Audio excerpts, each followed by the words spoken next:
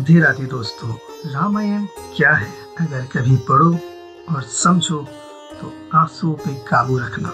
रामायण का एक छोटा सा वृतांत है, उसी से शायद आपको कुछ समझा सकूं। एक रात की बात है, माता कौशल्या जी को सोते में अपने महल की छत पर किसी के चलने की आहट सुनाई दी। नींद खुल गई। पूछा, कौन है? मालूम पड़ा श्रुतकीर्ति जी, सबसे छोटी बहू यानी शत्रुघ्न जी की पत्नी है। माता कौशल्या जी ने उन्हें नीचे बुलाया। श्रुतकीर्ति जी आई, चरणों में प्रणाम कर खड़ी रह गई। माता कौशल्या जी ने पूछा, श्रुति, इतनी रात को अकेली छत पर क्या कर रही हो बेटी? क्या नींद नहीं आ रही? शत्रुघ्न कहाँ है? श्रुतकीर्ति की आंखें भर आई, माँ की छाती से चिपटी गोद में सिमट गई। बोली, माँ, उन्हें तो देखे हुए 13 वर्ष हो गए। ओह! कौशल्या जी का हृदय कांप कर छटपटा गया। तुरंत आवाज लगाई, सेवक दौड़े आए। आधी रात ही पालकी तैयार हुई और कहा, आज शत्रुघ्न की खोज करेंगे। और माँ चली गई। क्या आपको मालूम है शत्रुघ्न जी कहाँ मिले?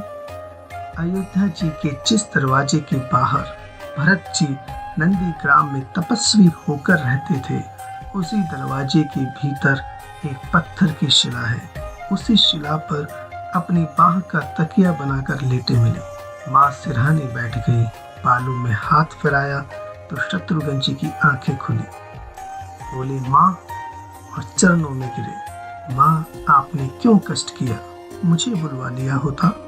माँ ने कहा, यहाँ क्या कर रहे हो शत्रुघ्न? शत्रुघ्न जी की रुलाई फूट पड़ी। बोले, माँ, भैया राम जी पिताजी की आज्ञा से वन चले गए। भैया लक्ष्मण जी उनके पीछे चले गए। भैया भरत जी भी नंदी ग्राम में है। क्या ये महल, ये रथ, ये राजसी वस्त्र विधाता ने मेरे लिए ही बनाए हैं?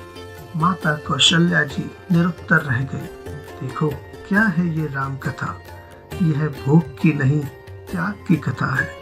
यह त्याग की ही प्रतियोगिता चल रही है, जिसमें सभी प्रथम है, कोई पीछे नहीं रहा। चारों भाइयों का प्रेम और त्याग एक दूसरे के प्रति अद्भुत अभिनय और अलौकिक है। रामायण जीवन जीने की सबसे उत्तम शिक्षा देती है। भगवान राम को 14 वर्ष का वनवास हुआ तो उनकी पत्नी सीता मैया ने भी सहर्ष वनवास स्वीकार कर लिया। परंतु बचपन से ही बड़े भाई की सेवा में रहने वाले लक्ष्मण जी कैसे राम जी से दूर हो जाते? माता सुमित्रा से तो उन्होंने पहले ही आज्ञा ले ली थी, परंतु जब पत्नी उर्मिला के कक्ष की ओर बढ़ रहे थे तो सोच रहे थे कि माँ ने तो आज्ञा दे दी, परंतु उर्मिला को कैसे समझाऊंगा, क्या बोलूंगा उनसे? यही सोच विचार करके लक्ष्मण जी जैसे ही अपने कक्ष में पहुंचे तो देखा उर्मिला जी आरती का थाल लेकर खड़ी थी और बोली, आप मेरी चिंता छोड़ प्रभु श्री राम की सेवा में वन को जाओ। मैं आपको नहीं रोकूंगी।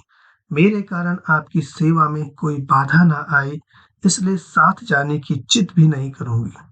लक्ष्मण जी को कहने में संकोच हो रहा था, परंतु उनके कुछ कहने से पहले ही उर्मिला जी ने उन्हें संकोच से बाहर निकाल दिया। वास्तव में यही पत्नी का धर्म है। पति संकोच में पड़े उससे पहले ही पत्नी उसके मन की बात जानकर उसे संकोच से बाहर कर दे। लक्ष्मण जी चले गए, परंतु 14 वर्ष तक उर्मिला ने एक तपस्विनी की भांति कठोर तप किया। वन में प्रभु श्री राम और माता सीता की सेवा में लक्ष्मण जी कभी सोए नहीं, परंतु उर्मिला ने भी अपने महलों के द्वार कभी बंद नहीं किए और सारी रात जाग जाग कर उस दीपक की लौ को बुझने नहीं दिया। मेघनाथ से युद्ध करते हुए जब लक्ष्मण जी को शक्ति लग जाती है और हनुमान जी उनके लिए संजीवनी का पर्वत लेकर लौट रहे होते हैं, तो बीच में जब हनुमान जी अयोध्या के ऊपर से गुजर रहे थे तो भरत जी उन्हें राक्षस समझकर बाण मारते हैं और हनुमान जी गिर जाते हैं। तब हनुमान जी सारा वृतांत सुनाते हैं कि सीता जी को रावण हर ले गया, लक्ष्मण जी युद्ध में मूर्छित हो गए। यह सुनते ही कौशल्या जी कहती है कि राम को कहना कि लक्ष्मण के बिना अयोध्या में पैर भी ना रखे, राम वन में ही रहे। लेकिन माता सुमित्रा कहती हैं कि राम से कहना कि कोई बात नहीं, अभी शत्रुघ्न है, मैं उसे भेज दूंगी। मेरे दोनों पुत्र राम सेवा के लिए ही तो जन्मे हैं। माताओं का प्रेम देखकर हनुमान जी की आंखों से अश्रुधारा बह रही थी। परंतु जब उन्होंने उर्मिला जी को देखा तो सोचने लगे कि यह क्यों एकदम शांत और प्रसन्न खड़ी है। क्या इन्हें अपने पति के प्राणों की कोई चिंता नहीं? हनुमान जी पूछते हैं, हे देवी, आपकी प्रसन्नता का कारण क्या है? आपके पति के प्राण संकट में हैं। सूर्य उदित होते ही सूर्य कुल का दीपक बुझ जाएगा। उर्मिला जी का उत्तर सुनकर तीनों लोकों का कोई भी प्राणी उनकी वंदना किए बिना नहीं रह पाएगा। उर्मिला जी बोली, मेरा दीपक संकट में नहीं है, वो बुझ ही नहीं सकता। रही सूर्योदय की बात, तो आप चाहे तो कुछ दिन अयोध्या में विश्राम कर लीजिए, क्योंकि आपके वहां पहुंचे बिना सूर्य उदित हो ही नहीं सकता। आपने कहा कि प्रभु श्री राम मेरे पति को अपनी गोद में लेकर बैठे हैं। जो योगेश्वर प्रभु श्री राम की गोद में लेटा हो, काल उसे छू भी नहीं सकता। यह तो वो दोनों लीला कर रहे हैं। मेरे पति जब से वन गए हैं तब से सोए नहीं है। उन्होंने ना सोने का प्रण लिया था, इसलिए वे थोड़ी देर विश्राम कर रहे हैं। और जब भगवान की गोद मिल गई तो थोड़ा विश्राम ज्यादा हो गया। वे उठ जाएंगे और शक्ति मेरे पति को लगी ही नहीं। शक्ति तो प्रभु श्री राम जी को लगी है। मेरे पति की हर श्वास में राम है, धड़कन में राम, उनके रोम रोम में राम है, उनके खून की बूंद बूंद में राम है।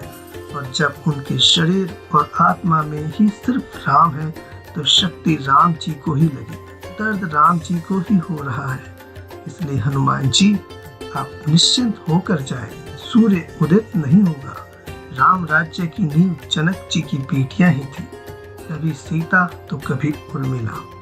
भगवान राम ने तो केवल राम राज्य का कलश स्थापित किया, परंतु वास्तव में राम राज्य इन सब के प्रेम, त्याग, समर्पण और बलिदान से ही आया। जिस मनुष्य में प्रेम, त्याग, समर्पण की भावना हो, उस मनुष्य में ही राम बसते हैं। कभी समय मिले तो अपने वेद, पुराण, गीता, रामायण को पढ़ने और समझने का प्रयास कीजिएगा। जीवन को एक अलग नजरिए से देखने और जीने का अवसर मिलेगा। लक्ष्मण सा भाई हो, कौशल्या माई हो, स्वामी तुम जैसा मेरा रघुराई हो। नगरी हो अयोध्या सी, रघुकुल सा घराना हो। चरण हो राघव के, जहाँ मेरा ठिकाना हो त्याग भरत जैसा, सीता सी नारी हो। लव कुश के जैसी संतान हमारी हो। श्रद्धा हो श्रवण जैसी, सबरी सी भक्ति हो।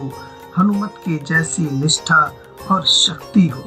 ये रामायण है, पुण्य कथा श्री राम की। अगर यह वीडियो आपको अच्छा लगा हो तो कृपया अधिक से अधिक शेयर करें और बच्चों को जरूर सुनाएं। जय जय श्री राम। सभी सनातनी भाइयों के लिए समर्पित। जय जय श्री राम। श्री राधे राधे।